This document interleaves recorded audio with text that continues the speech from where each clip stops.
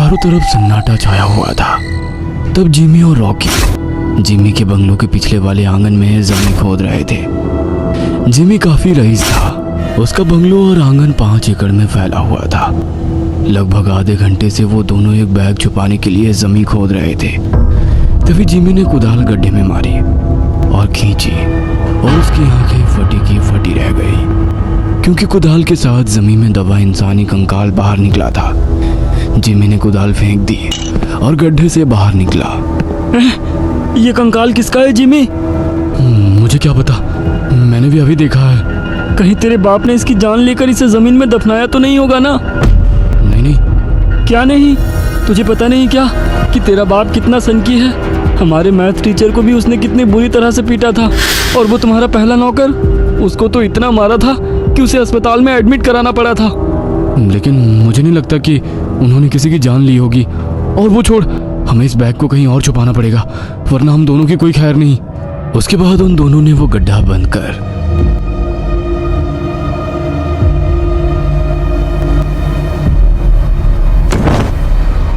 दूसरी जगह वो बैग छुपा दी।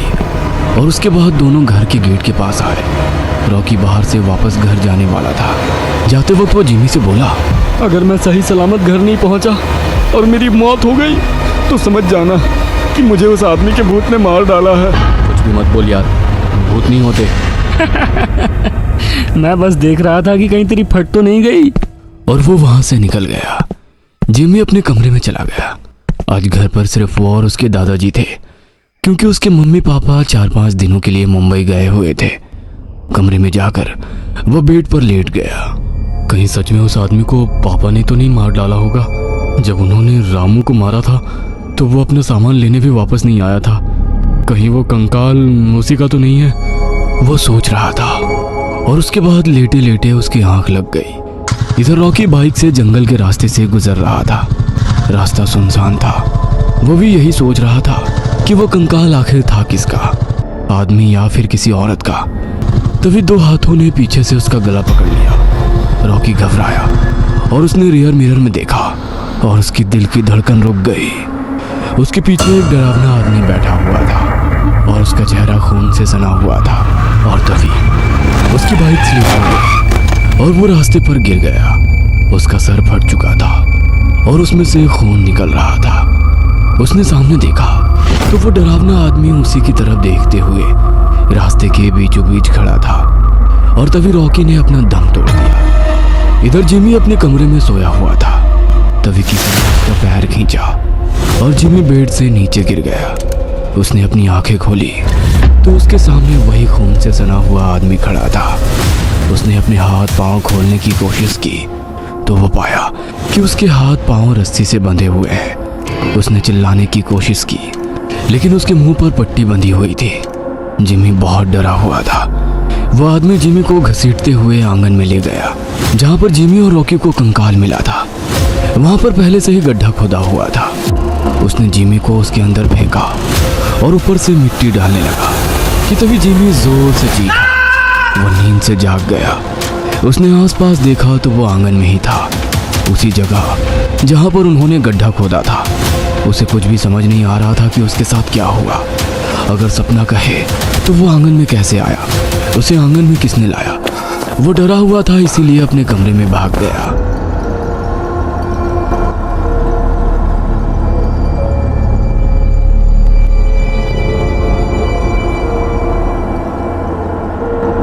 सुबह के 9 बज रहे थे। तभी उसके मोबाइल पे रॉकी के बड़े भाई का कॉल आया, जिसने उसे बताया कि रॉकी की कल रात रोड एक्सीडेंट में मौत हो गई है। ये सुनकर जिमी के होश ही उड़ गए। उसके कान में रॉकी की कई बातें गूंज रही थी। अगर मैं सही सलामत घर नहीं पहुंचा और मेरी मौत हो गई तो समझ जाना कि मुझे उस आदमी के भूत ने मार डाला है। रॉकी और उसके खुद के साथ जो हुआ था, इसका मतलब साफ साफ था कि वो आत्मा उसी कंकाल की थी। उसने रॉकी की जान ले ली थी और अगली बारी उसकी है। जिमी काफी टेंशन में था, इसलिए दिन भर अपने कमरे में बैठा रहा। उसे आज भूख भी नहीं लगी थी। रात में उसके दादाजी उसके पास आए। उसे परेशानी में देखकर उन्होंने उससे उसका हाल पूछा। जिमी ने झिझकते हुए आखिर में अपने साथ घटी हुई घटना दादाजी को बता ही दी। ये सुनकर दादाजी के होश उड़ गए। क्या तुमने सच में आंगन में दफनाई लाश का कंकाल ऊपर निकाला था? हाँ, लेकिन दादाजी वो कंकाल है किसका, और क्या उसे पापा ने मारा है? ये सुनकर दादाजी घबरा गए और वो वहां से निकल गए। कुछ देर बाद दादाजी एक पुरानी तस्वीर लेकर जिमी के पास आए और तस्वीर दिखाते हुए वो बोले, क्या वो आदमी यही था? जिमी ने वो तस्वीर देखी और बोला, हाँ हाँ, वो आदमी यही था। ये सुनकर दादाजी के सर से पसीने की धार निकली।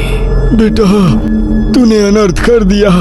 हमें जल्दी से यहाँ से निकलना होगा, वरना वो हमें नहीं छोड़ेगा। दादाजी घबराते हुए बोले और जिमी का हाथ पकड़कर उसे घर के बाहर ले आए। उन्होंने कार निकाली और वहां से निकल गए। वो काफी तेजी से कार चला रहे थे। दादाजी बताइए ना, वो आदमी कौन है? वो हमारे घर का पुराना नौकर था। लेकिन उसके शरीर पर इतने अच्छे कपड़े कैसे थे? तभी पिछली सीट से डरावनी आवाज आई, और कितने झूठ बोलोगे छोटे। उन दोनों ने पीछे मुड़कर देखा तो पिछली सीट पर वही खून से सना आदमी बैठा हुआ था। उसे देख दादाजी डर गए और उसे बोले, बड़े भैया, आप चाहे तो मुझे मार दो, लेकिन मेरे पोते को कुछ मत करना।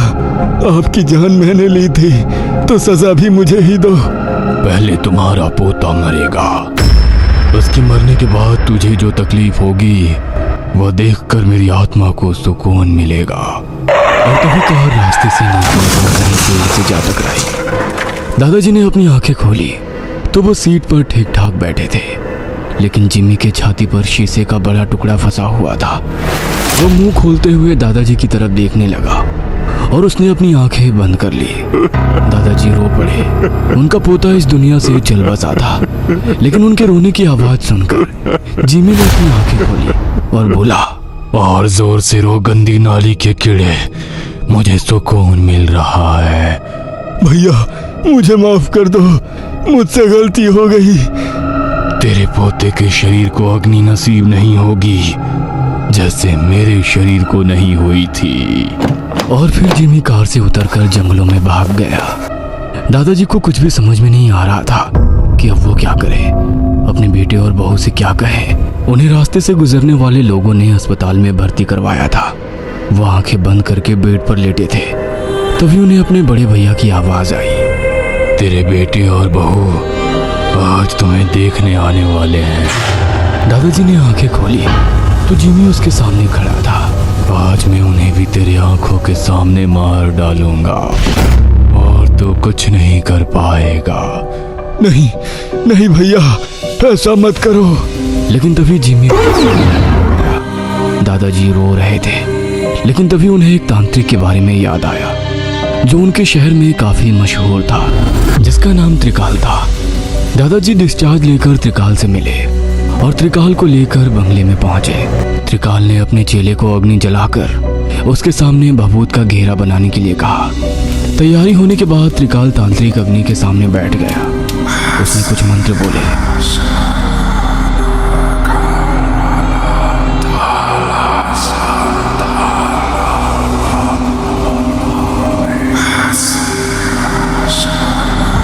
और तभी कमरे के खिड़की से जिमी कमरे में आ गया। के अंदर बैठ गया। मंत्रों के जाप सुनकर वो तड़पने लगा। छोड़ दो मुझे। मैं तुम्हें तभी छोड़ूंगा जब तू इन मासूमों को छोड़कर और इस छोटे बच्चे का शरीर छोड़कर यहाँ से चला जाएगा। नहीं, मैं नहीं जाऊंगा। और ये कोई मासूम नहीं है। मैंने इसे मेरे घर में जगह दी और इसने एक रात मेरी ही बीवी को चाकू घोंपकर हत्या कर दी। और फिर इसने मेरे सर में डंडा मारकर मुझे मार डाला और आंगन में दफना दिया और पुलिस को बताया कि मैंने अपनी बीवी की हत्या की और घर से कहीं दूर भाग गया। मेरे मरने के बाद इसने मेरी संपत्ति अपने नाम कर ली और बड़ी चैन की जिंदगी जी रहा है। मैं इसको मार दूंगा। ये सुनकर त्रिकाल और उसका चेला दोनों चौंक गए। हाँ बाबा, हाँ, मैंने इसकी और इसकी बीवी की जान ली। मैंने ये सब पैसों के लिए किया। मैं आपकी झोली पैसों से भर दूंगा, मुंह मांगी रकम दूंगा। आप बस इसकी आत्मा को पकड़ लो और इसे इतनी तकलीफ दो कि इसकी आत्मा सहम उठे, इसे पछतावा हो कि क्यों इसने मेरे पोते की जान ली। ठीक है, आप जैसा बोल रहे हैं वैसा ही होगा, त्रिकाल बोला और उसने कुछ मंत्र बोलना शुरू कर दिए। लेकिन जिमी हंसने लगा। तुम मुझे कैद नहीं कर सकते तांत्रिक, वो बोला और घेरे से उठकर बाहर आया। उसने दादाजी के ऊपर छलांग लगाई और उनके छाती पर बैठ गया। उसने उनका गला पकड़ा और पिशाच की तरह उनके गले में अपने दांत घुसवाकर उनका खून पीने लगा। कुछ देर बाद दादाजी ने अपना दम तोड़ दिया।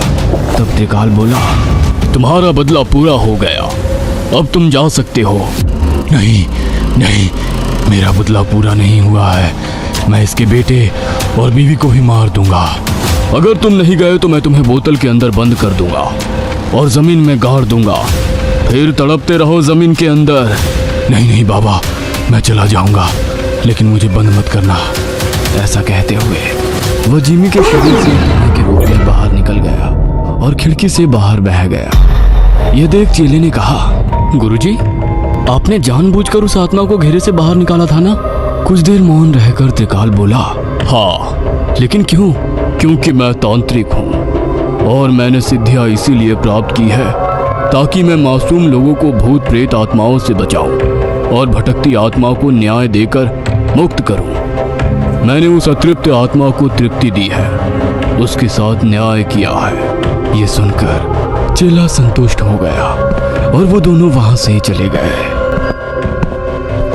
अगर हमारी वीडियो आपको पसंद आए तो हमारे YouTube चैनल को ज़रूर सब्सक्राइब करें और आने वाली मज़ीद दिलचस्प और खौफनाक वीडियोज़ के लिए बेल आइकन को दबाना न भूलें।